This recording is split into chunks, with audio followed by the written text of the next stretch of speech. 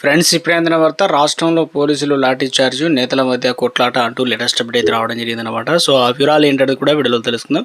వీడియోని చివరి వరకు చూడండి, అర్థమవుతుంది. మొదటిసారి ఛానల్ వస్తే తప్పకుండా సబ్స్క్రైబ్ చేసుకోండి. చూస్తున్నారు కానీ లైక్ చేయడం మర్చిపోతున్నారు, వెంటనే లైక్ చేయండి. సూర్యాపేట జిల్లా అర్వాపల్లి మండల కేంద్రం కాంగ్రెస్ పార్టీ అంతర్గత వర్గ విభేదాలతో ఒకసారిగా ఉధృత వాతావరణం చోటు చేసుకుంది. ఎమ్మెల్యే మందుల సామ్యాలు, ఎంపీ చామల కిరణ్ కుమార్ రెడ్డి, మాజీ మంత్రి రామరెడ్డి కావచ్చు, దామోదర్ రెడ్డి వంటి వర్గాల మధ్య తీవ్రస్థాయిలో ఘర్షణ చెలరేగింది. ఇరు వర్గాలు కర్రలు, రాళ్లతో పరస్పర దాడులు తెగబడ్డారు. ఇరు వర్గాలు కాంగ్రెస్ నాయకులు పలు వాహనాలు ధ్వంసం చేశారు. స్థానికులు సమాచారంతో రంగంలోకి దిగిన పోలీసులు వారిని అడ్డుకునేందుకు లాఠీ చార్జ్ కూడా చేశారు. ఈ గొడవలో పలువురు కాంగ్రెస్ నాయకులకు, పోలీసులకు గాయాలయ్యాయి.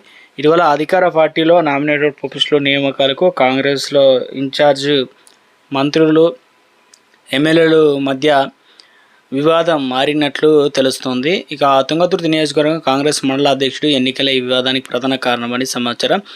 స్థానిక ఎమ్మెల్యేలు మందుల సామ్యాలు ఏకపక్షంగా తమకు ఎలాంటి సమాచారం ఇవ్వకుండానే ఎన్నికలు పూర్తి చేశారని ఎంపీ చామల కిరణ్ కుమార్ రెడ్డి, మాజీ మంత్రి రామరెడ్డి, దామోదర్ రెడ్డి వర్గీయులు తీవ్ర అభ్యంతరం వ్యక్తం చేస్తూ వచ్చాయి.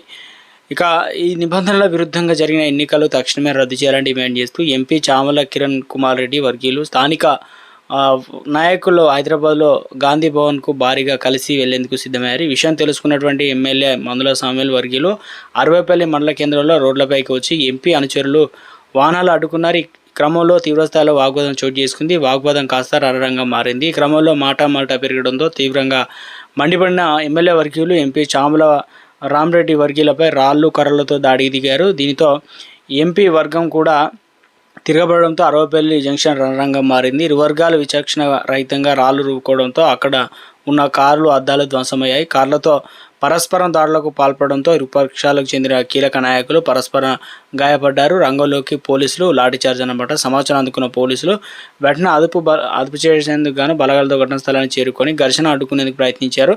కానీ నాయకులు వినకుండా దాడులకు దిగారు. ఈ ఘటనతో పలువురు పోలీసులు కూడా గాయాలయ్యాయి. ఈ క్రమంలో శాంతి భద్రతలు కాపాడేందుకు పోలీసులు లాఠీచార్జ్ ప్రారంభించారు. ఘర్షణకు దిగిన కాంగ్రెస్ నాయకులు, కార్యకర్తలను చెదరగొట్టారు.